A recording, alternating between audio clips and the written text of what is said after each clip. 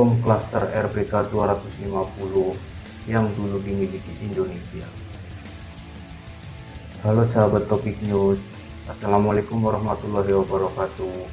Selamat datang kembali di channel Topik News. Meski tak lagi menjadi kekuatan udara nomor 1 di kawasan Asia Tenggara, TNI Angkatan Udara untuk urusan pengalaman tempur, khususnya yang menyangkut bantuan tembakan udara, adalah kekuatan yang amat diperhitungkan. Walaupun hingga kini masih mengandalkan jampung.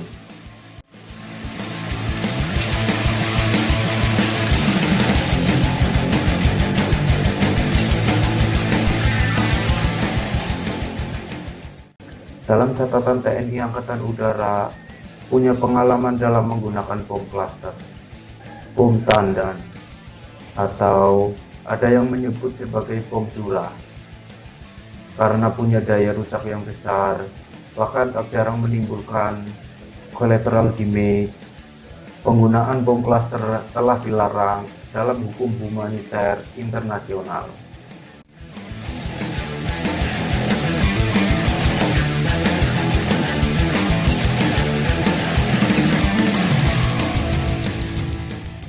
Penggunaan bom klaster di Indonesia sudah barang tentu menjadi bagian dari masa lalu. Lebih tepatnya, jenis klaster bom ini didatangkan dalam paket pengadaan alutsista dalam operasi Trikora. Bersamaan dengan hadirnya armada jet tempur MiG-21 Visped dan MiG-17 Fresco atau TNI Angkatan Udara atau yang dahulu bernama AURI, maka terselip bom klaster jenis RBK, Razovaya, Bombovaya Kaseta 250.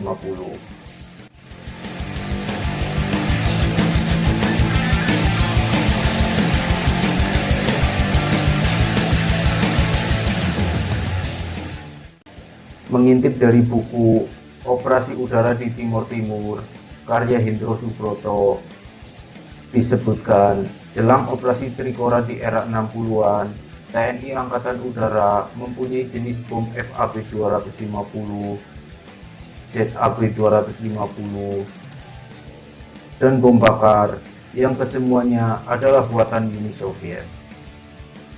Karena keterbatasan senjata untuk menggebuk Bradley, sementara pesawat anti gerilya atau koin counterinsurgensi OV-10F Broko telah hadir di Indonesia, maka terpaksa dilakukan modifikasi pada salah satu dari dua mounting Broko agar dapat dipasangi bom-bom asal Uni Soviet tersebut.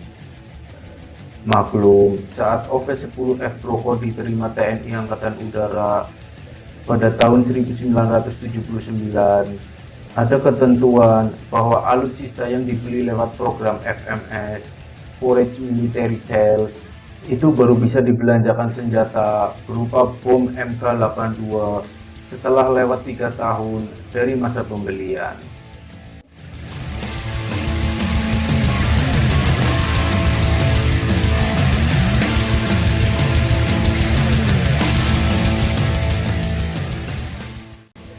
Sampai saat ini, MK82 menjadi bom buatan Amerika Serikat yang paling laris dalam pasaran senjata. Begitupun sampai saat ini, MK82 masih menjadi senjata pamungkas bagi misi bombing jet tempur F-16 Fighting Falcon, Hawk 109 atau 209, dan Super Tucano TNI Angkatan Udara.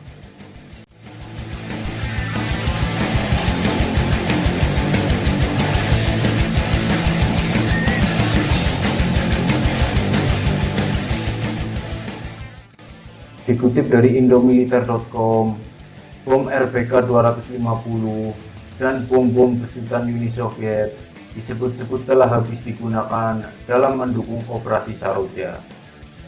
Sehingga saat generasi A4E atau F Skyhawk tiba di Indonesia pada awal dekade 80-an, sudah digunakan bom MK82 yang berbobot 227 kg.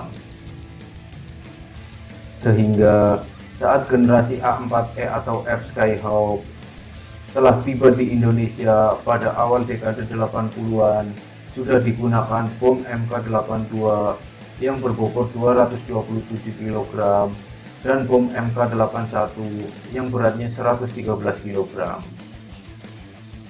Tentang RPK 250 mesti tergolong bom tua, namun kiprahnya masih digunakan sampai saat ini.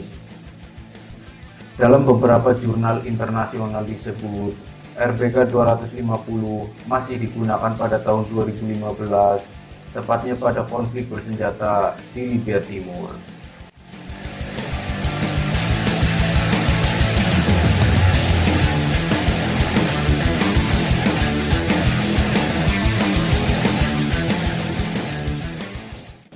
Sebagai bagian dari senjata alutsista nasional, maka ada baiknya kita kenal sedikit tentang RPK 250.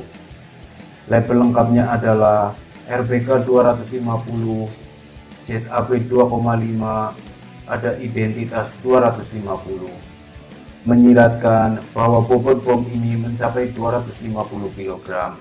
Meski dalam kondisi aktual beratnya berkisar 194 kg, menyandang predikat sebagai bom klaster.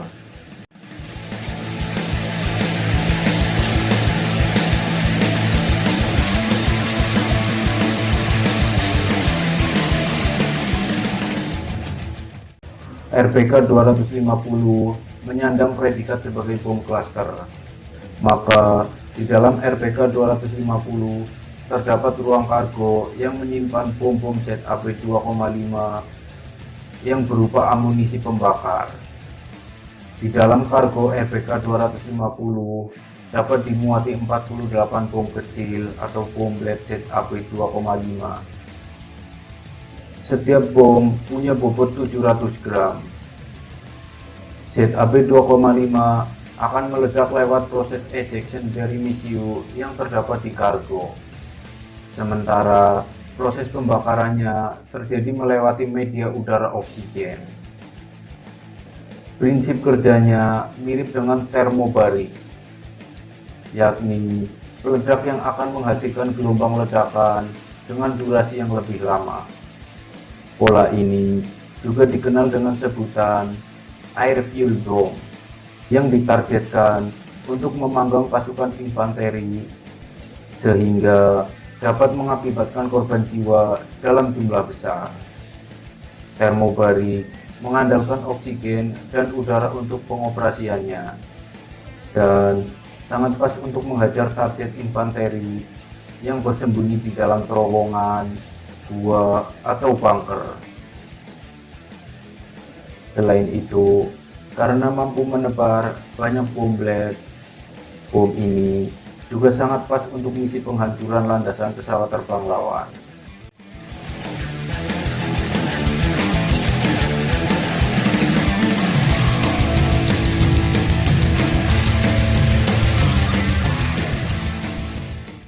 Bom lead ZAB 2,5 punya panjang di rentang 244 sampai 249 mm dan lebar 68 mm.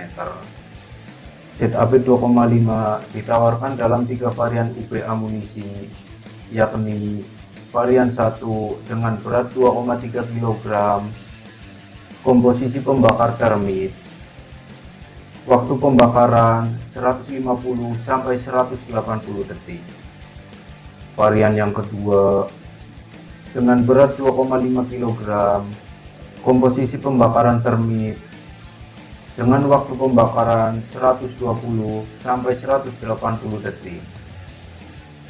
Sedangkan varian yang ketiga dengan berat 2,2 kg, komposisi pembakaran termit, campuran bahan bakar beku.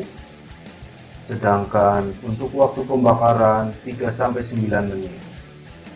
Sebagai tambahan, informasi varian 2 dan 3 juga mengandung bahan peledak PETN, pentyrithritol tetranitrate, yang dirancang untuk menghambat upaya untuk pemadaman di areal yang terbakar. Pada kasus varian 3, beberapa analis menyebut Efek yang ditimbulkan mirip dengan bom napal setelah bagian termit dari sub amunisi terbakar. Komponen termit dari sub amunisi mampu menembus baja setebal 3-4 mm.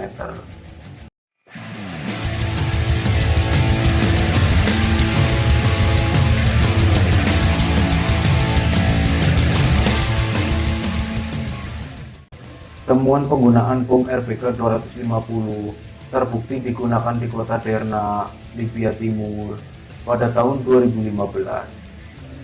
Kemudian ada dugaan RBK 250 masih digunakan pada perang di Suriah yang saat ini masih berkecamuk. Hal ini dianalisis dari identifikasi peledak dan efek kehancuran yang ditimbulkan. Selain RBK 250, masih ada sosok yang lebih besar dengan payload bom blade lebih besar, yakni RBK 500. Jadi, bagaimana pendapat Anda tentang kekuatan negeri kita di masa lampau? Berikan komentar Anda.